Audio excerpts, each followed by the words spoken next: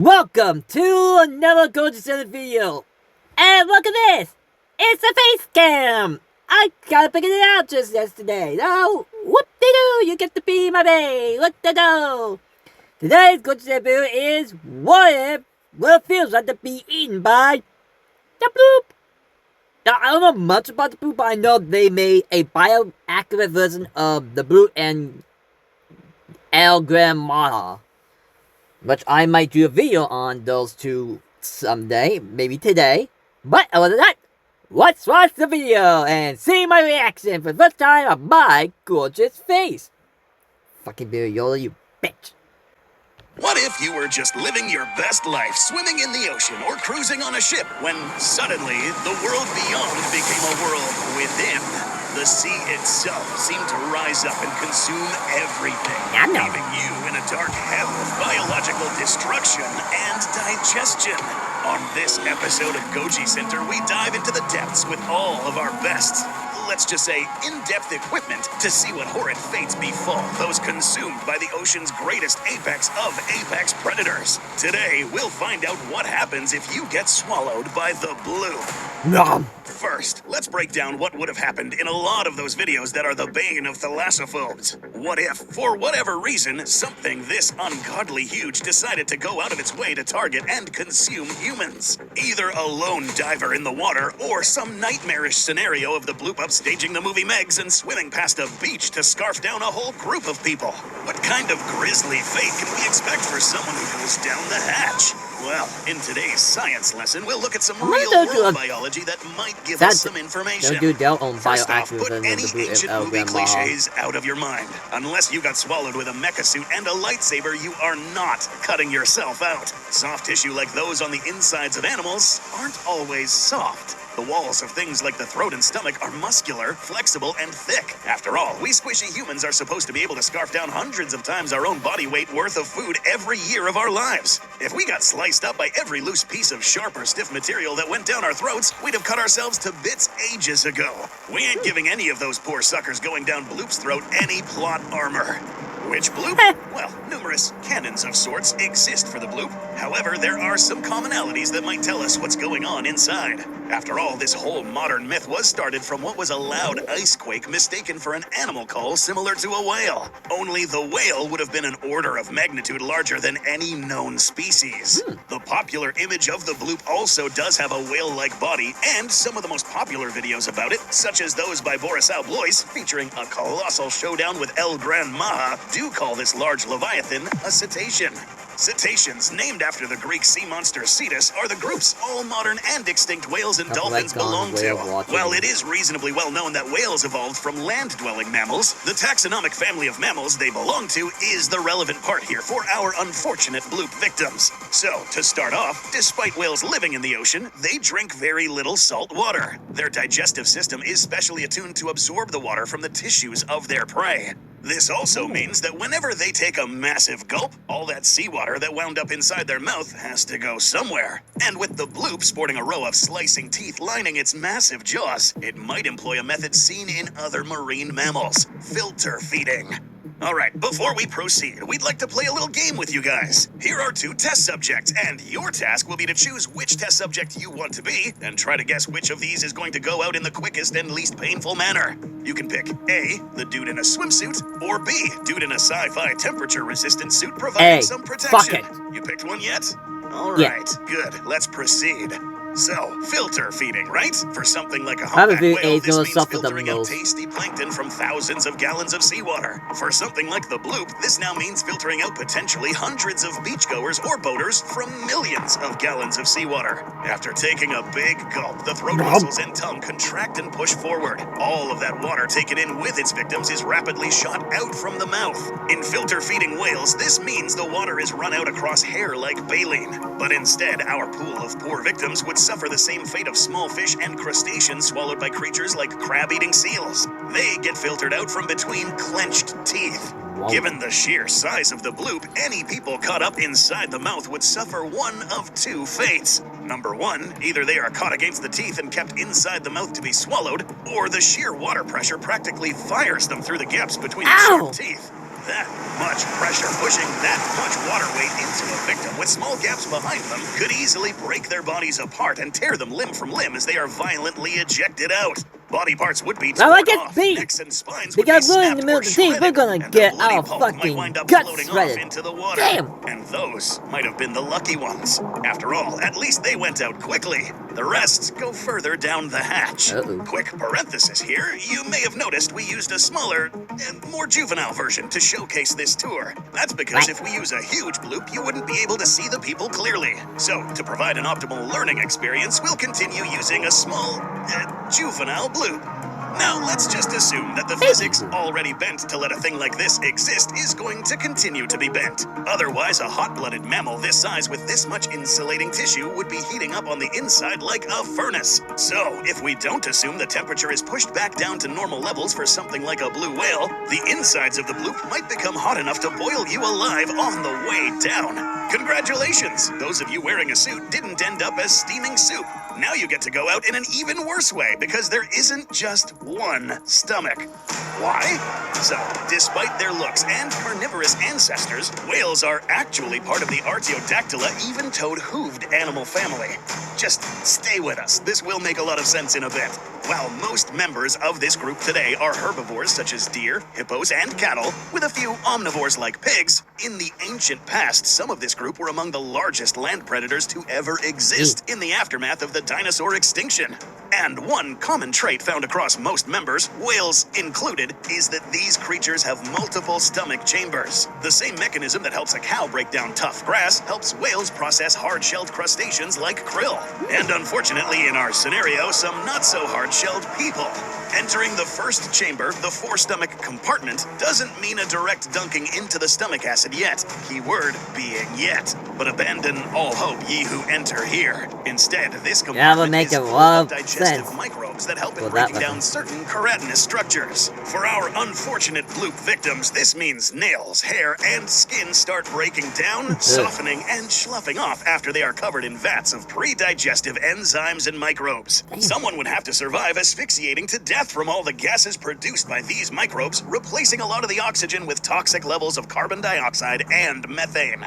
If they did by being lucky, or rather unlucky enough to be wearing something like a scuba tank to breathe from, they might have wished they went out the other way. The forestomach in some species of whales isn't just a fermentation chamber, but a heavily muscular organ that helps to separate out the edible from the inedible. And it sometimes does this with brute force. Despite their huge size, whales can have surprisingly compact innards. Even scaled up to the size of the bloop, the opening to the next chambers of the stomach are substantially smaller than the forechamber. So things need to get broken down before they continue on. For our unfortunate bloop victims, this also means that almost anything inedible or unpalatable that the bloop has swallowed, intentional or otherwise, is kept inside the forechamber. And when the muscular walls start contracting and flexing, all of those inedibles are going to be sent crashing into them. There would be no time to get your bearings or try to escape. Within moments of arriving, you would find yourself with thousands of pounds of broken bones, squid beaks, rocks, and other swallowed objects falling on you like an avalanche as parts of your body are sloughing off. In effect, some whales chew with their stomach, and this whale of a whale is no different. Ground and crushed into a pulp, the edible meat floats to the surface as what is left of you joins the grinding remains. Some of one victim's bones might wind up helping crush a future victim. The rest is shuffled into the main digestive stomach chambers to be further broken down and consumed.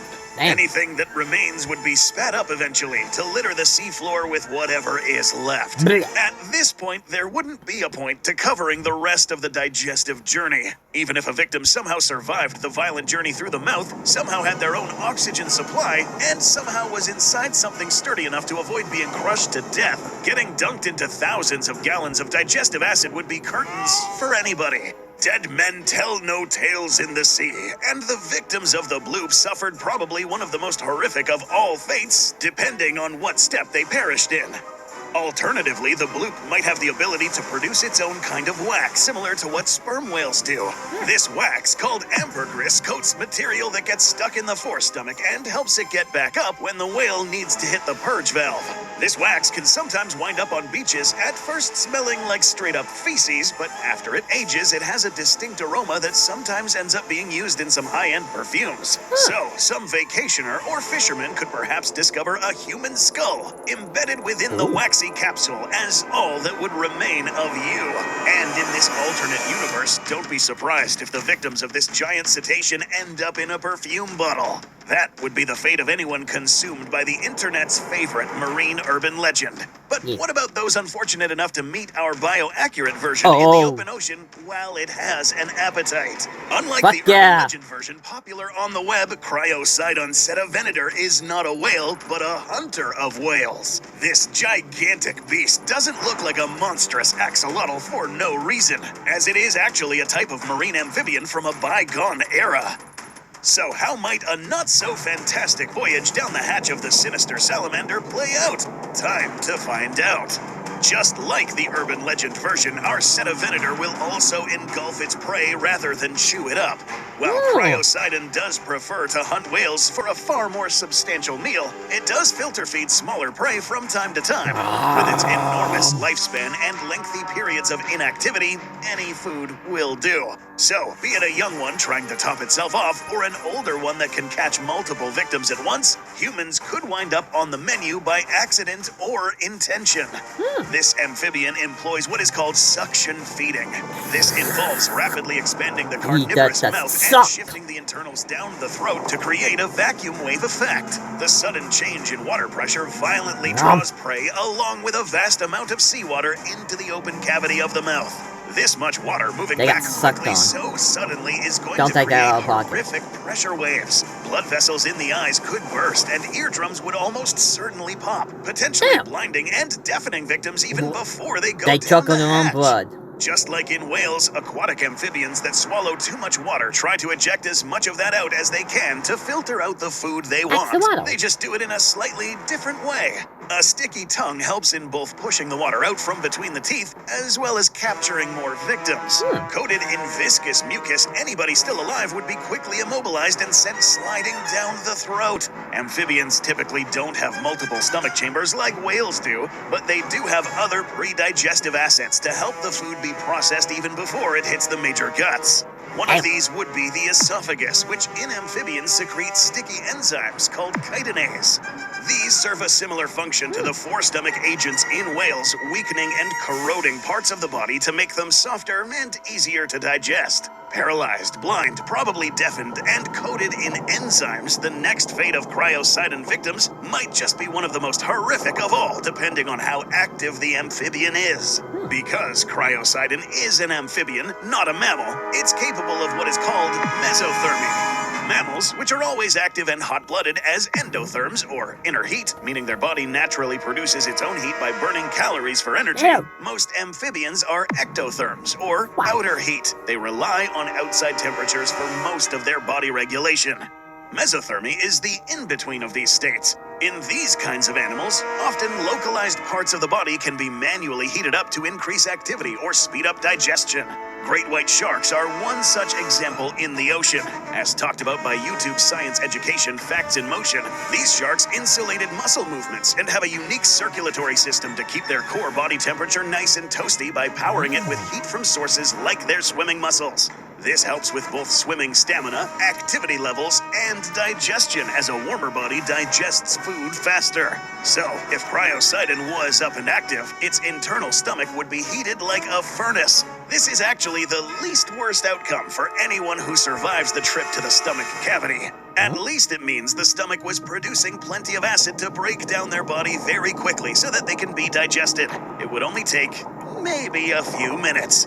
But if the Titanic tadpole decided to take a nap, however, that's where it arguably gets even worse. Wait, what? When amphibians How? decide it is time to rest, they have a remarkable ability to shut off and render some parts of their body dormant to save energy. Oh, shit. So if the cryocidin had already eaten well and had plenty of nutrients already broken down further along in the digestive system, by the time a human hits the stomach, the victim may land in a nearly vacant chamber. The amount of stomach acid would be lessened, the air and other gases would be pumped out, surroundings grow cold, and they would just be left there.